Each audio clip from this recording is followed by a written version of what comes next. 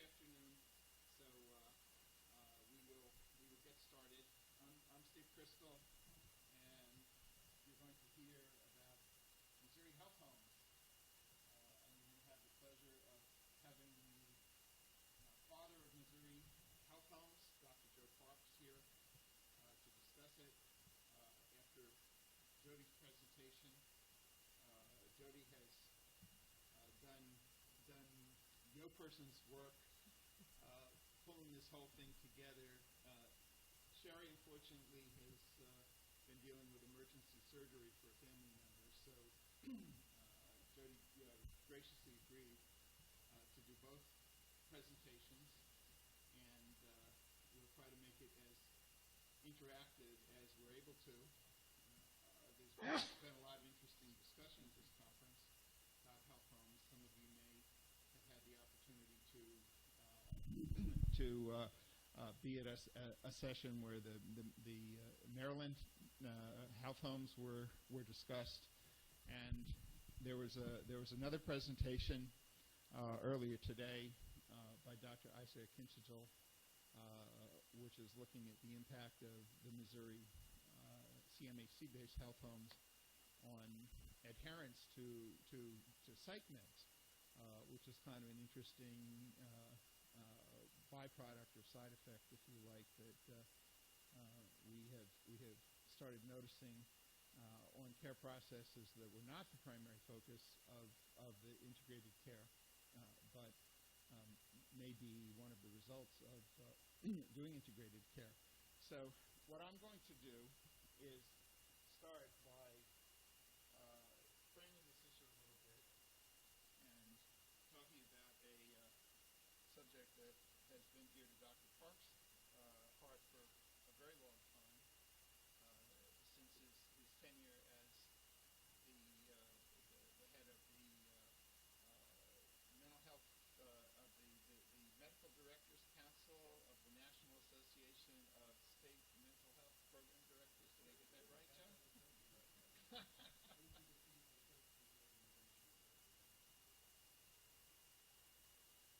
So, and that is the issue of premature mortality in severe mental illness, which just rereading some of the comparisons that we made about these particular data that I'm going to show to the previous data, there was actually a very interesting meta-analysis that came out before our latest study came out by Saha, looking at a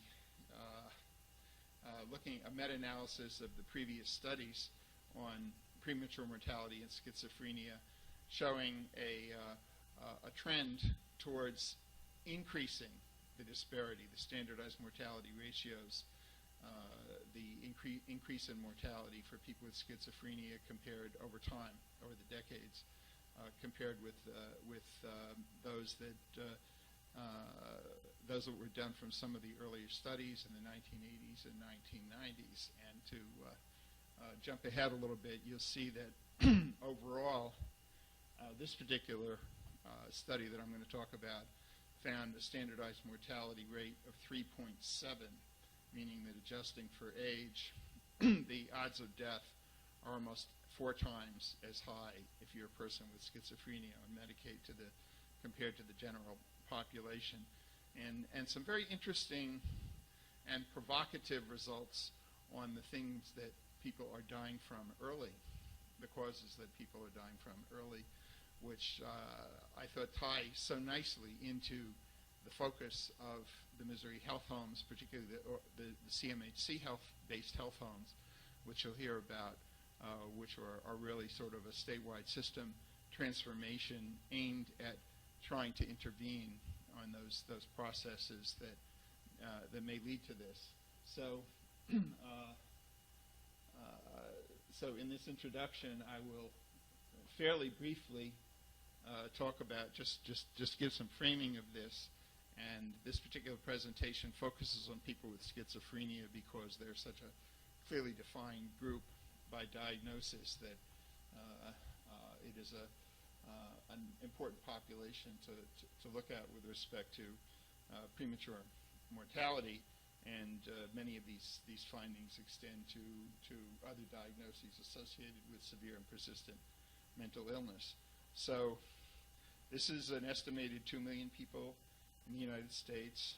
It's estimated to account for this small group for 5% of the total population disease burden. It is considered to be the 16th leading cause of disability.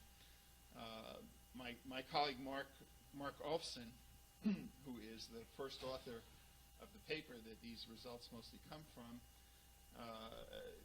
pulled up some very interesting results, which are on this slide, on comparing the burden of illness based on disability weights.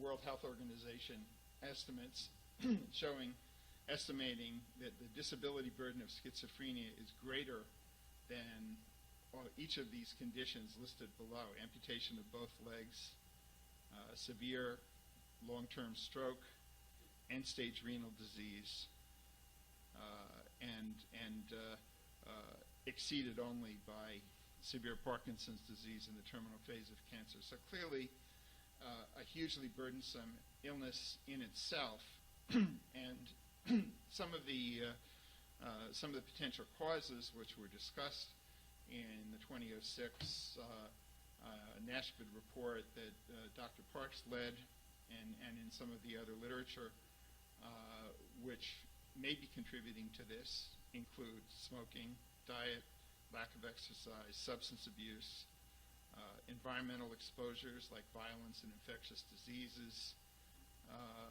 poor access to health care, delays in receiving health care, communication, adherence with health care processes, and risks specifically associated with severe mental illness, such as suicide. Previous research, I'm going to skip over this one because it's actually not a U.S. study, but going to the CATIE study, which is an NIMH study, and one of the more one of the ones that sort of coincidentally, it was a randomized trial, but it coincidentally taught us more about the challenges in this population. You had a 42% versus less than 20% in the general population with abnormal fasting triglycerides, 3/4 with obesity based on weight circumference, 63% with abnormal HDL, almost half with abnormal blood pressure, and 22% with abnormal fasting glucose. This is the baseline in, that's actually the females in CATIE, and the males are similar. So that's sort of a good data point. You see in every aspect of healthcare the worst outcomes for people with schizophrenia. For example, almost three times higher risk of mortality following surgery, 4 times risk of acute renal failure, and pneumonia and septicemia, which you'll see in our data as well. Even sort of conditions like appendicitis, in one study, complication rate of 16%, mortality rate of 2%. So every encounter with the healthcare system tends to go worse. The prior studies, one that was pretty well known by Lutterman, which was mortality data from 7 states. In the different states, standardized mortality ratios varying from 4.9 to 1.2. The NASHBID study that I mentioned, that Dr. Parks led, highlighted the mortality gap and the predominant role of medical illness, cardiovascular disease, diabetes, respiratory disease, infectious disease, concluding that increased mortality and morbidity are largely due to preventable conditions among people with severe mental illness. Ben Druss, the resource person for this conference, has published some good papers on the lower quality of medical treatment. So what I'm going to do now, before turning to Jody and the Health Hub program itself, is talk a little bit about some work that we did recently published in JAMA Psychiatry based on a larger population than has previously been studied in the United States, which is a match of 45 state Medicaid data for 7 years with the National Death Index. And the focus here is comparing causes of death to those found in the general population, using standardized mortality ratios to make these comparisons. This work was led by Mark Olson at Columbia with some other members of our team and Scott Stroop at Columbia. So this is an important bit of context.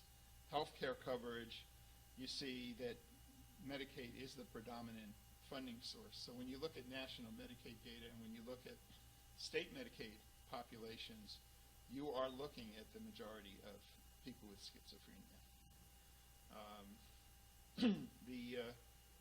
So the early mortality study that was recently published used national Medicaid data, national Medicaid analytic extracts for 45 states for 2001 to 2007, linked to the National Death Index.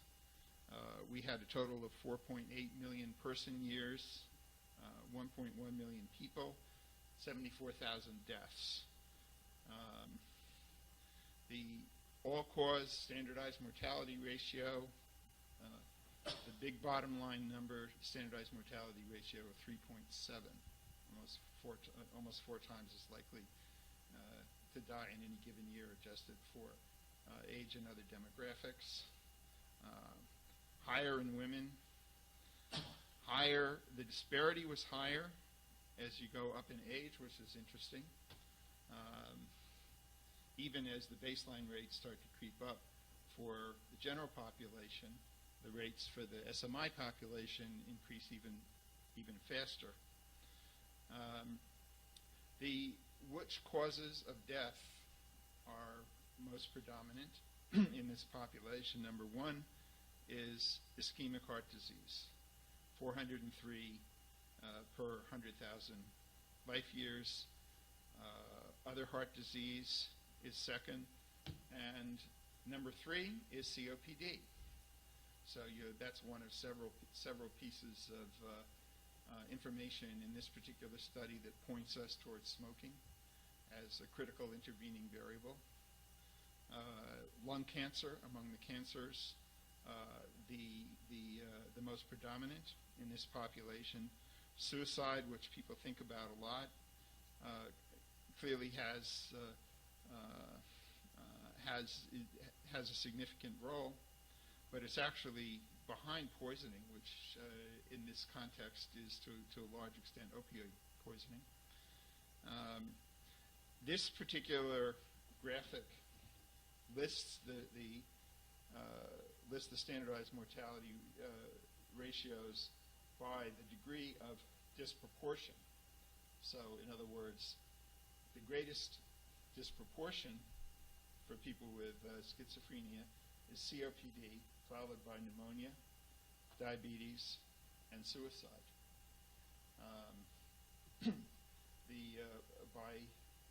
By sex, you see that the females tend to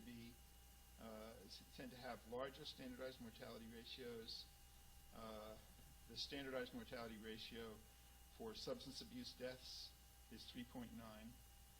Standardized mortality for suicide by substance is 8.5, but the bulk of this is non-suicide, also highly elevated.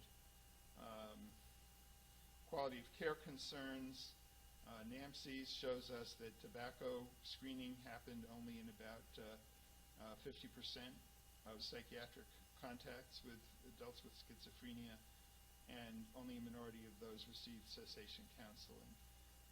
Interesting meta-analysis by Mitchell and colleagues of 25 studies showing that even blood pressure was the only one of these screening practices to exceed 50%. In people with schizophrenia, glucose monitoring 40%, lipids only about 10%. So I'm going to skip over this one because Jody will really tell you about the program itself, but just to sort of foreshadow, and these numbers are already out of date. Jody will give you the more current numbers, and she'll describe how the Missouri Health Home program aims to try to address those challenges. So with that, I'm going to hit escape, and if I'm lucky, see what happens if I minimize. Okay. Now if I hit from beginning, bingo. Okay. Thank you, Stephen.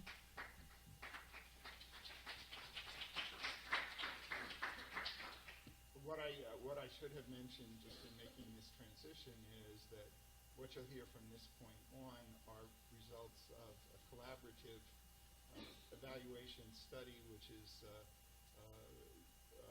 teamwork from investigators at the Missouri Mental Health Institute, led by Jody, and some members of our team, including Isaac Kinstagel, who is here, Scott Bilder, Shala Amin, Sherry Neese-Todd, and others. So this has been a most fascinating and complex and challenging process to figure out how to understand the impact of this study, and you will find this quite fascinating, I'm sure. Jody.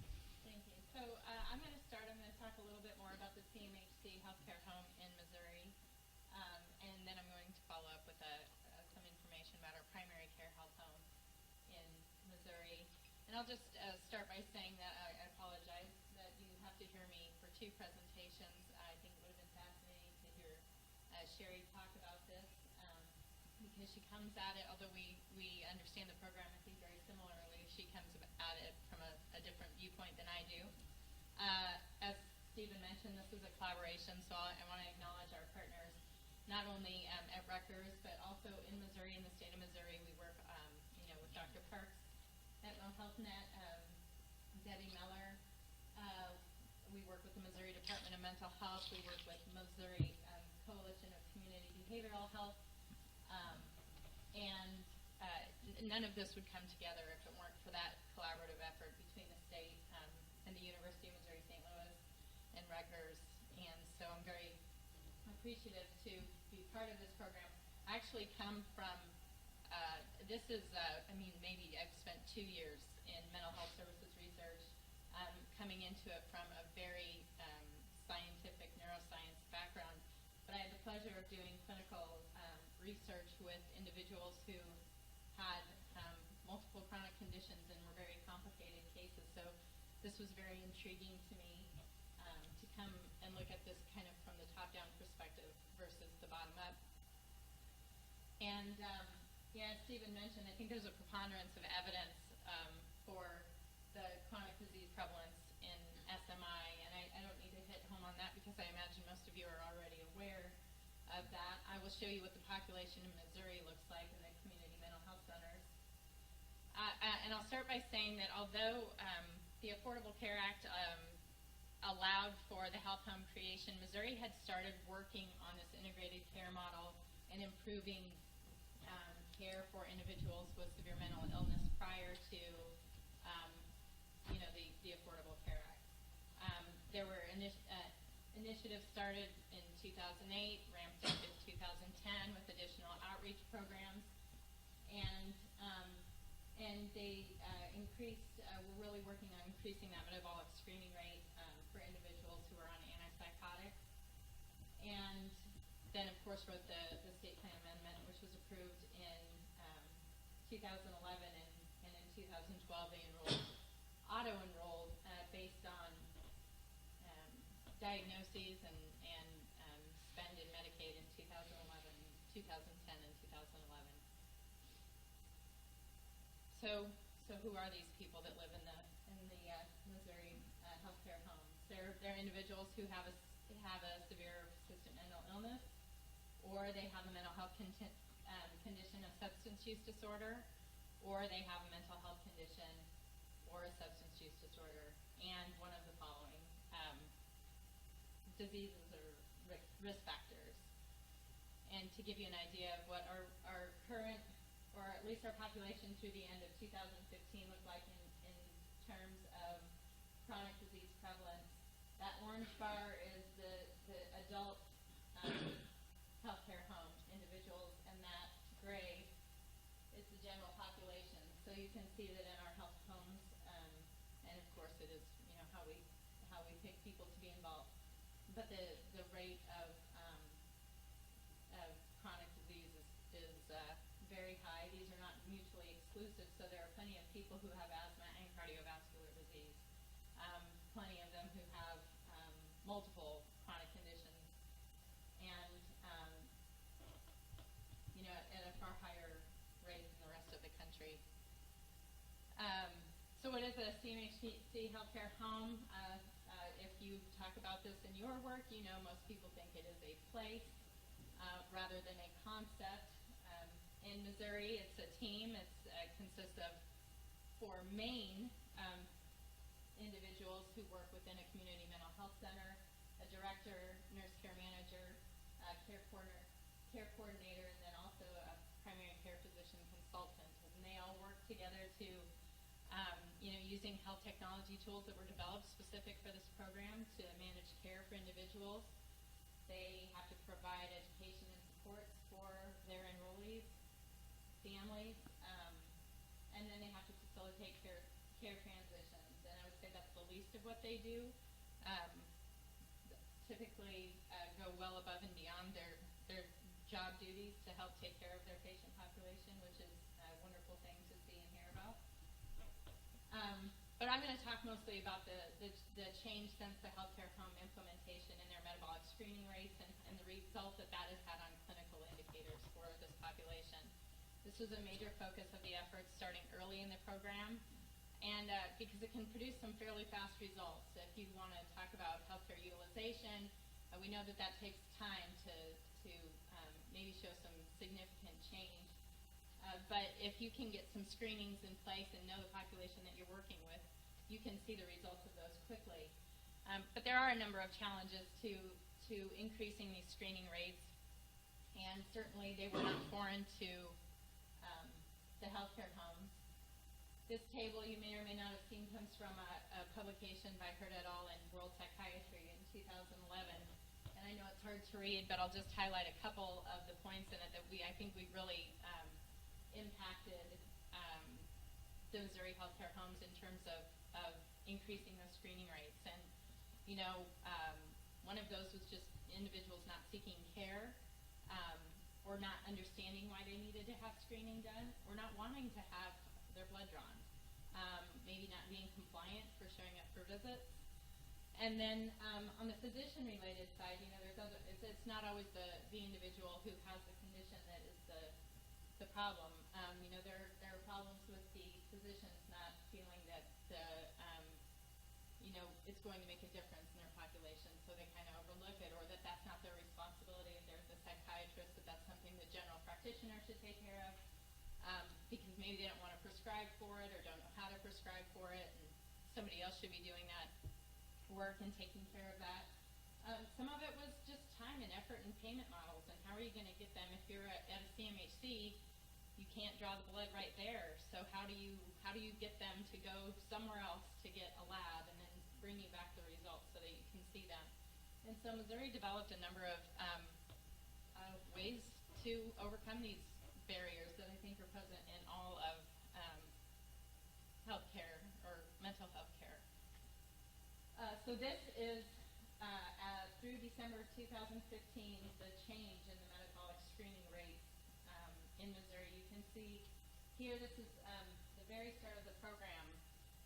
Based on data that was compiled in a registry and claims data, only 12% of the population that was enrolled in the healthcare home had received a metabolic screening as of 2012, so in the year prior. By February 2013, they had increased that to 46%. The dark blue line, 80% above, was the goal that the state set. in June of 2013, they had raised it up to 61%, and that's when they did their first report, kind of out on the progress of the program. And not a year later, they had reached their goal of 80%. And there was a very, very strong and consistent effort by Department of Mental Health and the coalition to make sure that they gave their health homes, and also even Dr. Parks at that time, you were at mental health stuff, to be able to allow them to be able to, find ways to get these screenings complete in their population. And some of those tools that they used, some grant funding to help the CMHC healthcare homes buy screening devices. Some have them for both HbA1c and for LDL. They were really good at taking blood pressures. That wasn't really a new thing, but they had to record that information in a new disease registry tool that allowed them to keep all that information together and get a check if they got all their screenings done. Having the tools there meant that if somebody came in to the CMHC for some service, that nurse care manager could grab them and get them screened and collect that data. So it made it much easier for them to be compliant on this goal that they had set. The data that I'm going to show you, we organize a little bit differently in our analyses. So we don't usually use these calendarized, annualized rates to determine whether or not someone has had screening. What we do, because people roll in and out of the program every month, we look at a baseline time period. So the date that they enrolled and 12 months out, whether or not we look back to see if we have any information for them 12 months prior to their enrollment in the health home, and then we track their baseline period as a year from their enrollment. And so you can see that the rates don't necessarily look the same. This slide here is based on a sample of 6,000 individuals who had consistent engagement in a health home or enrollment in a health home for the entire period. So they started here at day one, and they were still in the program 3.5 years later. You can see that in the baseline year, those numbers are similar. It's really closer to 15%. We knew that had in control LDL values. We knew that another 15% or so were out of control, and we knew nothing about the other 70% of the population. So even within that first year, there was a considerable amount of data that was missing because the program was gearing up, because people took time to get engaged. There's a wait time that's allowed for them to collect the metabolic screening data. But if you look over the course of the next several years, as you see that the numbers of individuals go up, it's mainly because we're not missing the information anymore. We are getting information that more people are out of control in their LDL. This is just an example. It looks the same in all the other metabolic markers that we collected. But by the time you get to year 3, it evens out. You're still missing a little over 25% of the data, which again could just be that somebody's a month late for coming in for their routine screening that's needed. About the same number of individuals are out of control as they were in year 2, and then if they've got over 40% of their population who have in control. And that increase, you can see if you look at the blue, it's not just a factor of getting missing data by year 3. We actually are seeing changes in people who are becoming in control in terms of their LDL, which was probably one of the harder measures to impact quickly. So for this particular study, our aims were to look at these clinical lab values that were obtained prior to the healthcare home enrollment and then 12 months post the intervention. And we wanted to look at the trends in the portion of adults who had controlled LDL, HbA1c, and blood pressure across the years. And then we wanted to look at diagnostic differences in metabolic screening rates and describe the strategies implemented by the healthcare homes to increase those. So I've kind of mentioned a few of those things, at least in terms of the strategies already. The study population included anybody who had been enrolled from the first day of the program through 3.5 years. So whether they were enrolled one day, that's really 1 month, or 3.5 years, we included them. And this is all based on data from a disease registry. We looked at adults from 18 to 91 because that was the oldest person in the group. 25,636 was the total number of individuals who were in that age group, and the number that had 2 time points available was 11,667. Over the age of 65 is only 196, so you can see that that over 65 age group is a very small proportion of our population. And it actually has decreased over in the years rather than increases. I think we kind of expected it to. 62% of the population is female, and of this group, the 11,667, 34% has diabetes, 22.5% with COPD, and 34.5% with cardiovascular disease. So important things in terms of the goals of the healthcare home program and what they outlined in their state plan amendment. The metabolic screening rates were for people who have these conditions. And the CMHC said we want to do it for everybody in our population, not just people who are taking antipsychotics. We want this to become a practice, a routine, and a habit that we have and that we extend to all of our enrollees regardless of diagnosis. So they did. And these just represent the group, but there's a number of people who are included that don't have these diagnoses at all. They may just have a mental health condition and a substance use disorder, or they smoke, or whatever the case may be. Again, it's HbA1c, LDL, and blood pressure.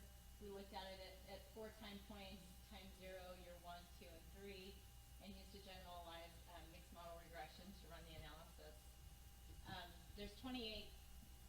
There was at the time we ran it, 28 healthcare homes, and those are individual organizations, not sites. I actually don't think I know the number of sites, but there's many. Again, this is the clinical data set. It's a registry that was created for this program to record this data so that members of the healthcare home team could track and identify individuals who had maybe out-of-range values that they needed to work with to get them in control. We did not use any claims data. And I put this down here just as an example so that when you see the analysis you can understand. We looked at individuals who were high at baseline. We looked at individuals who were normal at baseline, and then we looked at the overall group, those people who had 2 or more time points across the year. So Joe, if Joe was part of that 1167, and we had his at baseline, he's either in the normal or high group and was included in that analysis. So was Steve because he had baseline data. But Sherry and I, we didn't have baseline data, so we're not included in those high and low groups, or high and normal groups for that time frame. But we would be included in the year 1, year 2, or year 2, year 3 analysis. And these are the results. So the orange bar on all of the slides is the individuals who had high baseline diastolic and systolic readings. That yellow line was our cutoff. So anybody who had a diastolic blood pressure over 80 was considered high. Anyone who had a systolic blood pressure over 140 was considered high. And we looked to see what their change was over each year. These are the ends for each group. And you can see that within that first year from baseline, and again, this is everybody's baseline in the program who had an initial baseline reading. There's a steep drop in the, I guess my data points didn't show up, but a steep drop in the systolic and diastolic blood pressure. They're still a little bit over the ideal range, but this was significant. And every data point, obviously, because it went low and it remained low over the course of time, was significantly different from baseline, but there were no significant differences between years 1, 2, and 3 until I'll get to that in the next slide. A mean HbA1c, we actually did a cutoff of 9, although the program really would like individuals to be at 8 or lower.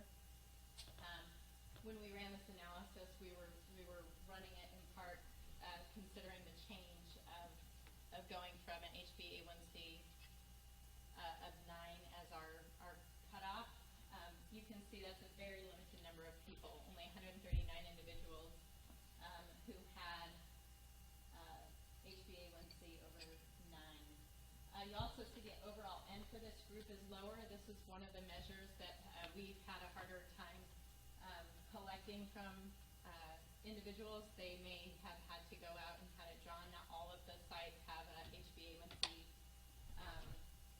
available in the clinic, and there's some difficulties with those more portable machines, so they weren't always able to get those numbers. So that's something that could be improved upon in the future. Same with LDL. When they do the readings in the clinic, sometimes they don't come out with a number that's feasible, and then they have to send the person off to receive a blood draw. And so there's a few individuals less in that overall group that had 2 time points.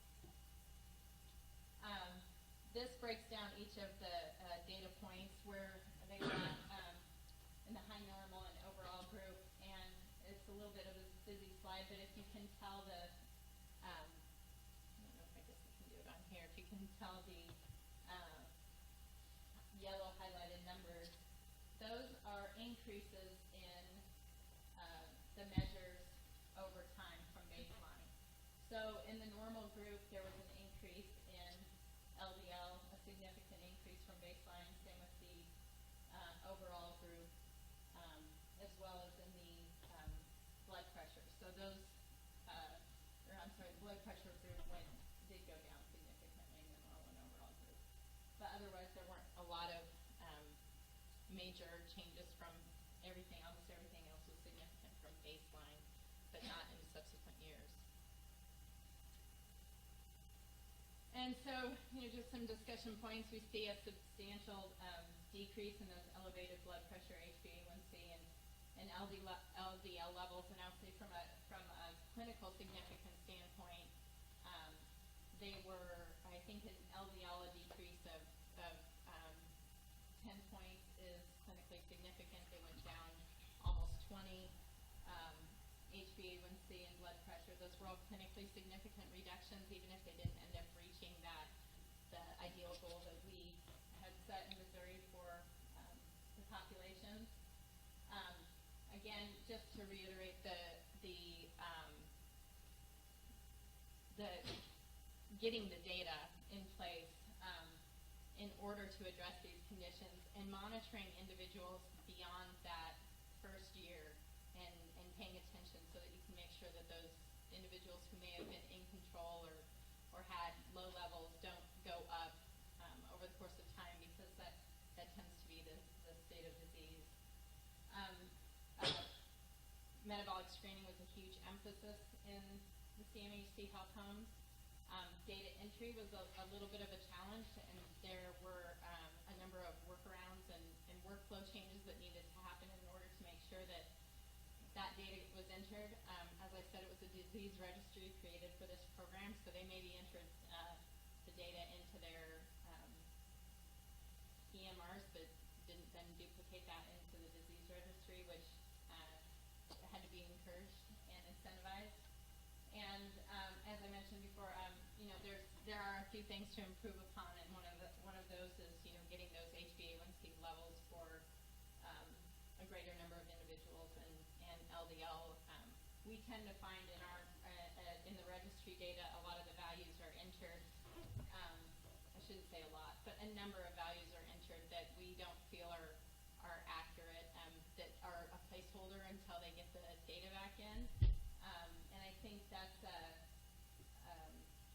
good thing and a bad thing, but hopefully it does allow those individuals to be flagged as not having an adequate reading, but it doesn't allow us to understand what happens if they forget to put the numbers back in the data.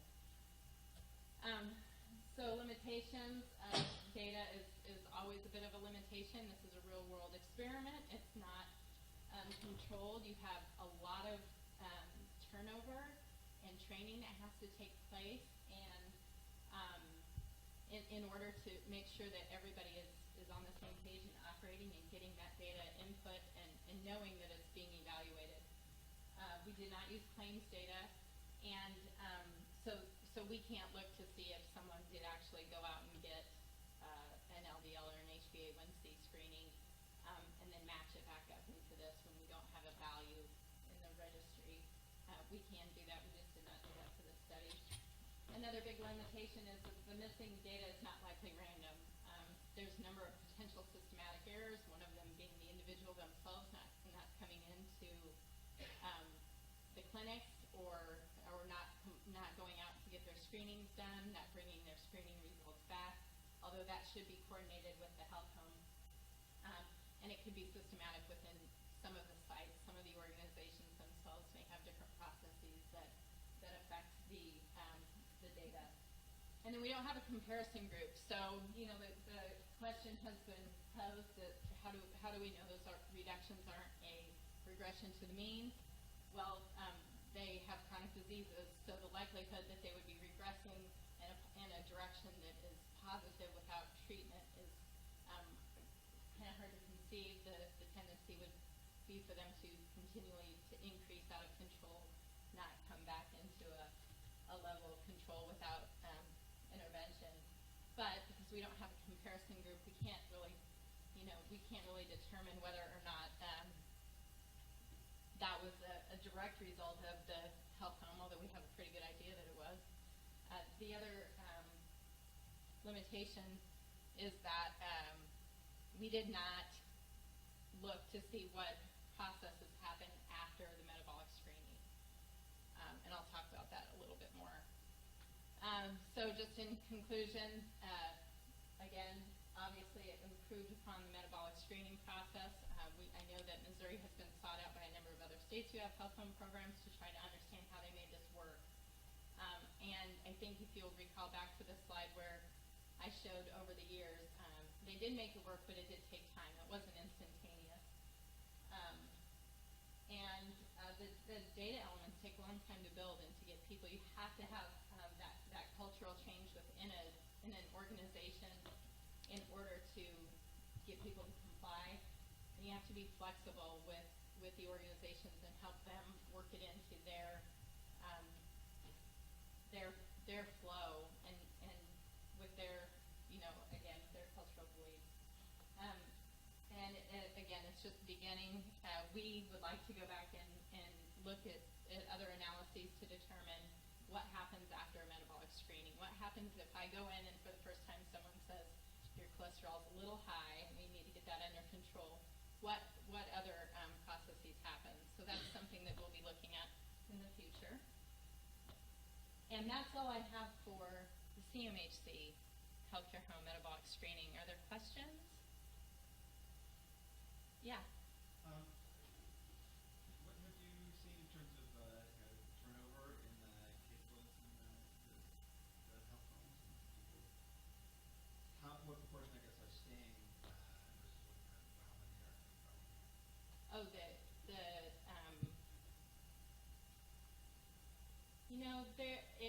there's a lot of people who stay for about 12 months.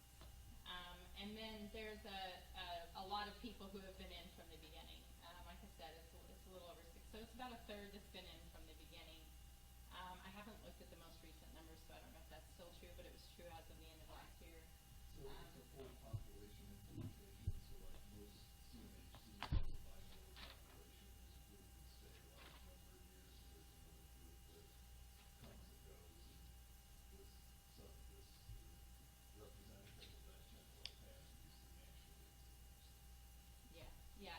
I mean, we have a fairly large population that has had at least 12 months, which is great. So we have, for the most part, we're starting to see, especially as programs dawn on, that they'll be in close to 12 months. We have two data points on them for these instead of just one. And then again, about a third that really have not gone anywhere. And there's a couple different reasons that a person can leave. They can definitely choose to leave. They can move and no longer be in the service area, or they can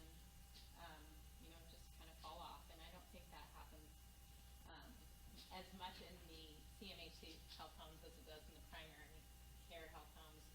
That is a much different group than the. The other artifact is the population is defined by the payment mechanism, the Medicaid payment. So to the extent there is fluctuations in Medicaid eligibility, people will come in and out. We're in an expansion state with very stringent reauthorizations where you get new eligibility periodically, and the administrative mistake will be often corrected. And are you, is there kind of, once you meet the eligibility criteria in terms of your prior year spend, that you're kind of forever eligible to be, or kind of auto-enrolled in the health home, or do you have to meet that criteria? The auto enrollment is done initially at implementation, subsequently the CMHCs have chosen who they want to enroll and do not apply the high cost criteria. Some CMHCs have expanded greatly and doubled and tripled their numbers, and some have actually drifted downward. So some have pumped it out as a reimbursement mechanism down. Others have done it prudently in the manner that developed, and others have just kind of put it on cruise control and not actively managed it. Again, it's a whole system implementation, and as usually you have one agency's crooks and the hoodlums, and the hoodlums, right? Yes. Kudos on trying to tackle a problem. First of all, so I'm actually working with Christine in Hungary. We just are similar in California, and I'm curious about one of the challenges that we face is something very similar where you have people at hand entering the lab values into data records that have been built, but how do you fund the staff to actually do that work? It sounded a little bit like at the beginning you were saying the funding for this came from different, you kind of let the different programs figure out how they were going to do it, what was the possibility, or No. was it a top-down research project? Yeah, no. So there was a grant that was obtained to help buy the machines, but that didn't pay for the staff. So the screening is part of the PMPM. Although, yeah, Joe, if you want to take that, you can explain that too. We kind of piecemealed it together. We gave them at one point enough grant funding to hire essentially one full-time primary care nurse for each CMHC. We looked about 18 months later and they liked it so much that they had cobbled together enough to get two, most of them on average, so we only funded one. And we'd asked them for this and not required it. So we gave them a billing unit for the nurse to obtain the metabolic values and enter them in the record so they could bill us twice a year a little fee that helped support the cost of the nurse. It didn't recover it entirely. There was just a little bit of incentive sugar on top. The actual requirement, the hardcore requirement, came when we billed essentially the cost of that into the per member per month payment. So they get about $80 per member per month for everybody in there. And between the care coordinator, who's an administrative level person assisting the nurse and the nurse, they have to figure out how they actually enter the data. If they fall below compliance on their metabolic screening data, if they fall below staffing, we take back a proportional amount of money for the amount they're below their staffing level, because they have an actual ratio based on how many people. If they fall behind on their metabolic screening, then we don't let them admit more new patients until they catch up on their screening. We say, well, clearly you're too busy, because you can't get things done, so you can't have more patients, so you can get your current patients done. You don't get dessert to eat eventually. So it's little incentives, though. It's just little fractions of money added, fractions of money taken. It's basically a basic behavioral science, marginal incentives cause big changes for administered systematically. Well, and they see the data every month. So they see. So if somebody's falling off, they're not the only people who see that they're falling off. Everybody sees that they're falling off. And so that's an incentive because nobody wants to look at that. So they find a way to do it, and there's the, again, the incentive. And it's a fairly closely organized trade organization. They meet face-to-face quarterly with each other, the CEOs. It's a pretty tight coalition of community health centers in Missouri. So, they're going to see everybody that's, they're going to pass around the paper, look at them on the bottom again. Now we can kid you about it when you're getting your sandwich at lunch. Joey, this is great stuff, right? So I was curious about the intervention part of it. So once you identify through the screening individuals that have abdominal labs, what then results in order for reductions in these biomarkers to actually occur?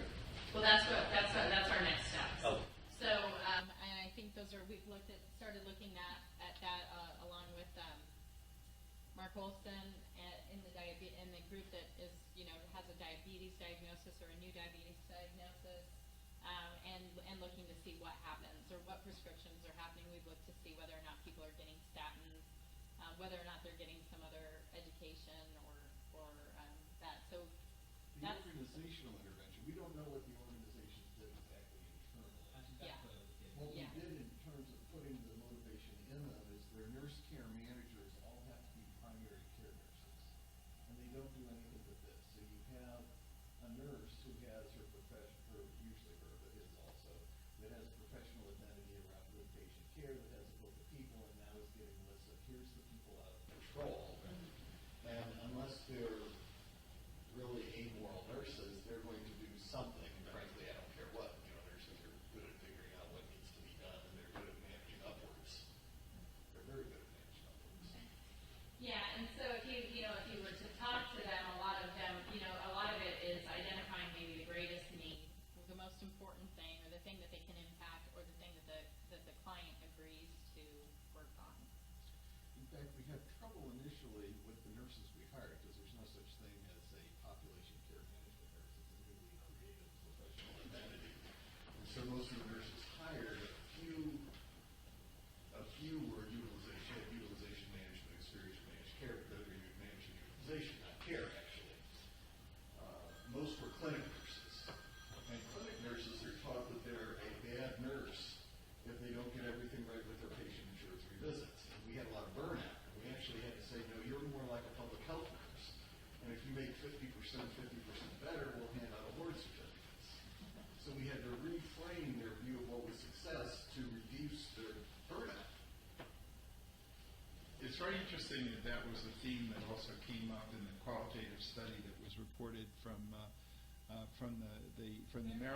Maryland health homes, and they had this great quote about from one of the sites about the tension between nurses who are invested in managing individual patients moving to a population health role, where one of the respondents says, nurses want to bandage things and poke at things, not just do population health.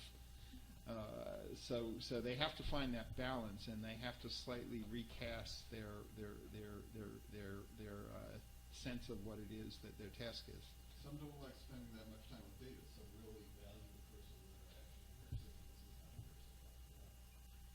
Yeah, and that's why I say, I mentioned that, in talking with these nurses on occasion, you know, or with their clients, you know that they're going way above and beyond what their call is, because that's just what they do.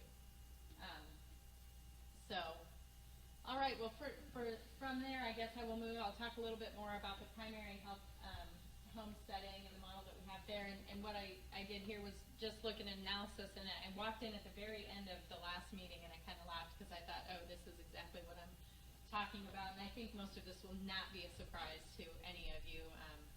But it was something we wanted to look at. In the primary health homes, the focus is on their chronic disease. It was not on their mental health conditions. But because mental health conditions are fairly prevalent, a number of these individuals have either depression, anxiety, or some other mental health concern.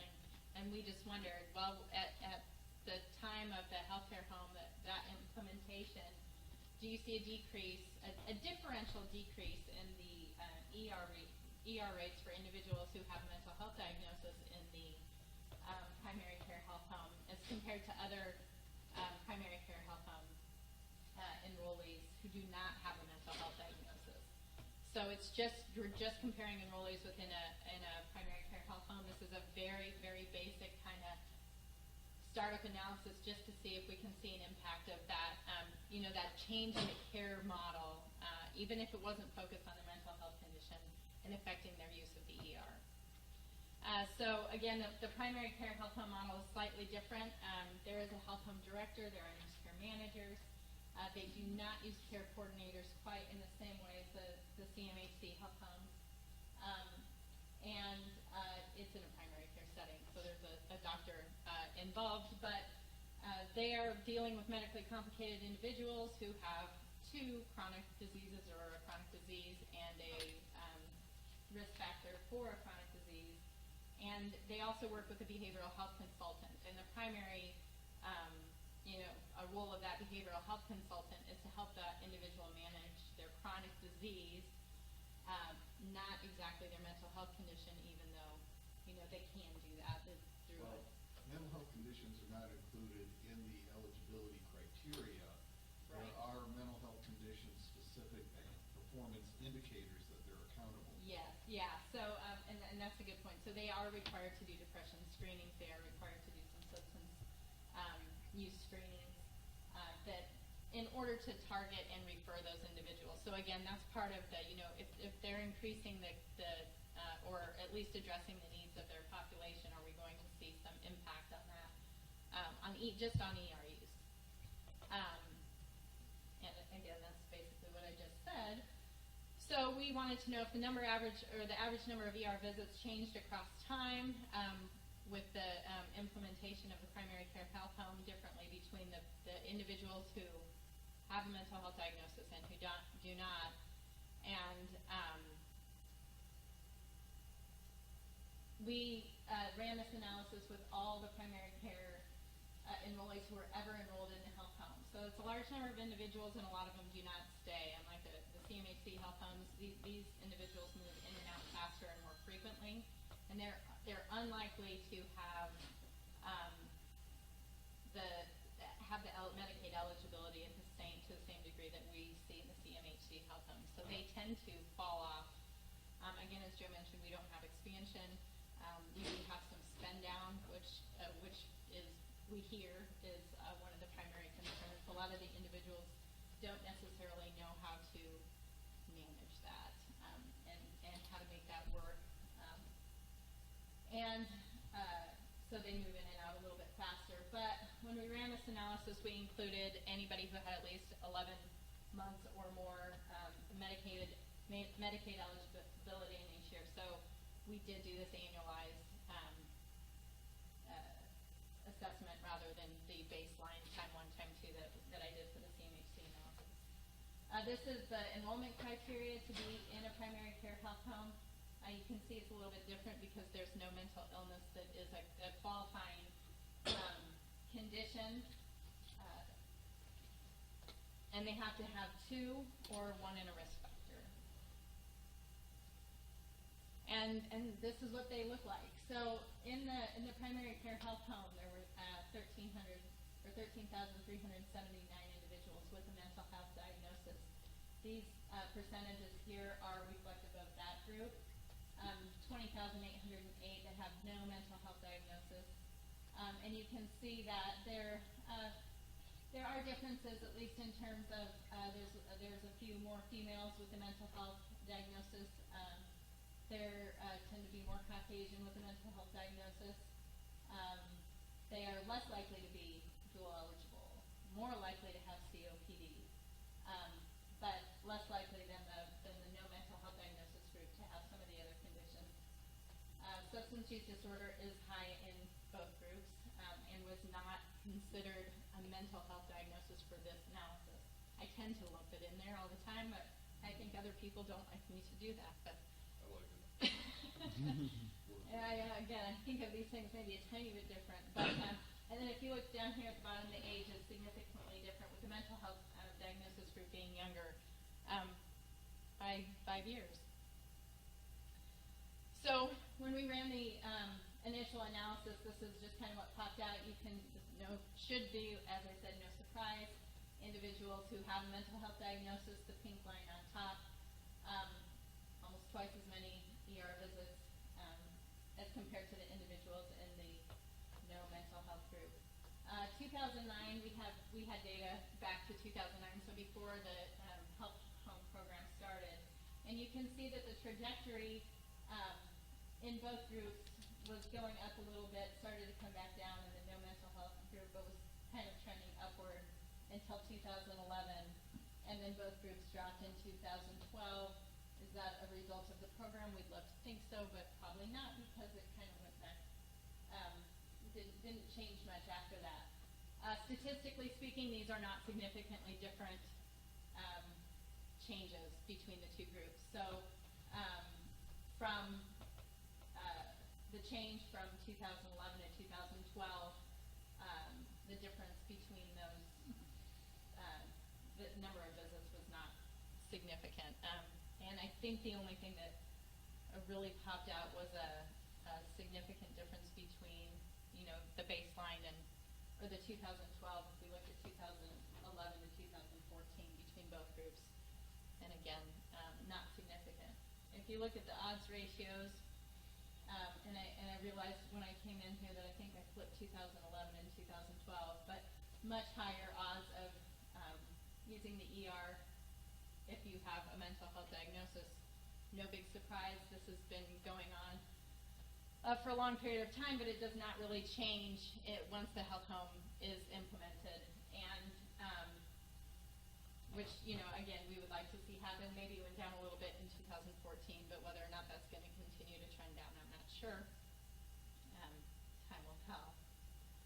I will say again, the mental health aspect is not a main focus right now of the primary care health home. We know that they're common. We know that they're more likely to end up in the ER. We know that right now it's not a main aspect that's being addressed in the primary care health home. But we also know that Missouri has just written and had approved a new state plan to include mental health diagnoses of depression, anxiety, and substance use disorder as a qualifying condition for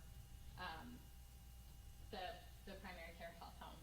I think evidence shows that the majority of depression that's not severe or MDD is treated by a primary care physician, and so and obviously it's impacting the utilization in the program. So hopefully there will be training and additional work with these individuals, and kind of a neat natural experiment that can occur when we look to see that change, and we see that becomes more of a on the radar of the primary care health homes. Look to see what happens with these individuals who have been in the program for a long time, and we actually can come up with control groups for our primary care population. So it'll be interesting to look towards that in the future. Some limitations. Obviously, this is a very limited analysis. We can't explain the causes of higher utilization in the mental health group. We did attempt to get finished for this presentation, but weren't able to. Just a list of what the most common reasons for showing up in the ER tend to be in this group as compared to the other group. I can tell you that we ran that a while ago, and I know that there were some problems with it, but they tend to be not serious medical conditions. It's more likely to be headache, pain, upset stomach, and we are currently doing a pilot where in a number of the primary care health homes to determine if what they say they're presenting with, what the primary diagnosis looks like in the claims, and see if they match up. We have nurse care managers or calling them every time they have an ER visit to primary care health home that's associated with that individual will get a notification that person is in the ER. So those nurse care managers within these select sites are calling those individuals. Some of them were doing it before we piloted this, but they're calling them and asking them, why did you go to the ER? Did you try to call us? Did you get an appointment? If you got an appointment, why didn't you come to the appointment? And so from one site who has a high number of these individuals, in 2 weeks we had 80 people that the nurse care managers had called. It might have been 3 weeks. Of that 80, 42 were in for pain that they had been experiencing for multiple days. Most of them didn't even think to call to ask for an appointment. The few people that did call and did get an appointment didn't go to the appointment. They just decided to go to the ER. Some of it was on the weekend, but since they've been experiencing pain for days, you wonder why they didn't just call. But that happens. So right now it's looking like that's at least what it is, but it'd be great to look at differences across sites. We have 32 current primary care health homes, and those are expanding. And again, that's just the number of agencies, not the number of sites. But we'd like to look again, like I said, at those primary reasons in the group and look at the care coordination that happens to find out, how are these people engaged in the health home? Are they coming in? Are they coming to appointments regularly? Is there something different in their utilization? And we certainly would love to be able to talk to them to find out if it's something on the other side. Joe had mentioned this earlier. One of the things that I think gets a lot of attention is what are the patient factors that lead to these concerns, but there are other factors certainly that compounded that are not necessarily the patient. One we tend to laugh about a lot is that, and I don't know if this happens in other states, but in Missouri there's billboard signs everywhere saying text your visit to the ER, we'll get you in right away. So, if we could only geomap all those signs, we might know where the problem is. So if you went to get transportation to primary care, you had to schedule 5 days ahead of time to pay a copay. But if you take an ambulance to the ER, you can call anytime and there's no copay. Well, And if you go to primary care, they'll schedule you with 2 or 3 tests and 2 or 3 more specialists and not make a decision for a month. But if you go to the ER, everybody sees you in one night. It's like the Walmart of medical care. Yeah. You get whatever you want, whenever you want. It's a problem. It's a rational choice. Are there crisis services yeah. at the primary care health homes? So you really have to get an appointment. No, there's urgent access. Most of them are FQHC, so they're required to do same-day and urgent access. Yeah. And we rewrote our transportation contract, so they have to do same-day transportation, and it's 2 days scheduling. But that contract took effect in July, so it doesn't affect this data. Yeah. What about off hours? Limited. All of them have at least 1 off hours a week, but that means like Thursday they'll be open till 7 or 8 o'clock. It's not like being open late every time. Yes, we're working on this to try to get clients to make that like before they make that choice with their mental health providers, because this is what they're showing up with very minor problems Right. and wandering down the street on Tuesday, at 2 a.m. on Tuesday. Yeah. They're taking a little bit of ER people taking a little bit of a mental health clinic. You're trying to, it's sort of a disaster, so the prevention piece would be nice. Because the after hours is very good if you get into crisis and actually do after hours. Well, yeah, it's kind of an interesting thing. Hospitals are never closed, and I have friends who are clinicians, and I always think to themselves, well, since when do mental health emergencies occur? Between the hours of 9 and 5 only. And never in August. Right. I don't know. So yeah. Is this using a measure that's reported back to the health homes? Are they Yeah. monitoring this? Yeah, so this is something that we have reported back, and just they haven't really gotten it in paper to wrap their heads around it. And we're working on ways to do that and communicate this back to them. It's really again, there's differences in the programs.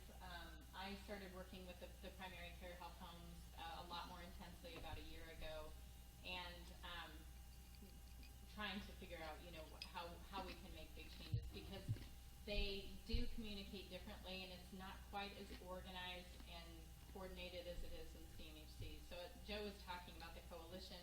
They're a force, and they really they communicate very well with the Department of Mental Health. They communicate very well with us on the evaluation pieces.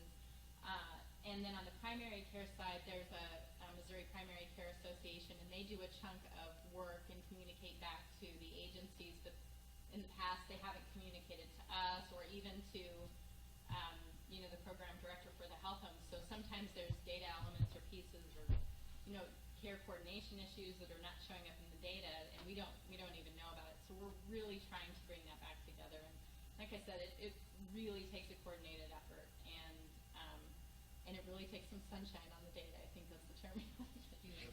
Because if they don't see it, and in the primary care, a lot of times it's they don't believe it, and so that can't be right. It would be interesting to see what kind of scripts they're getting. Can you tell if they're getting, for example, opiate scripts when they go to the ER for pain?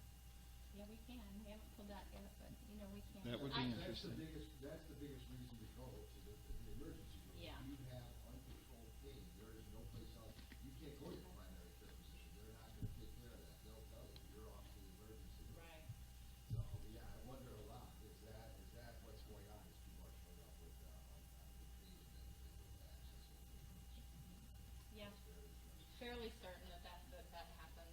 Just some personal experiences. I have many children, so the ER is not really that foreign to me, thanks to broken arms and stitches that occur outside of urgent care hours even.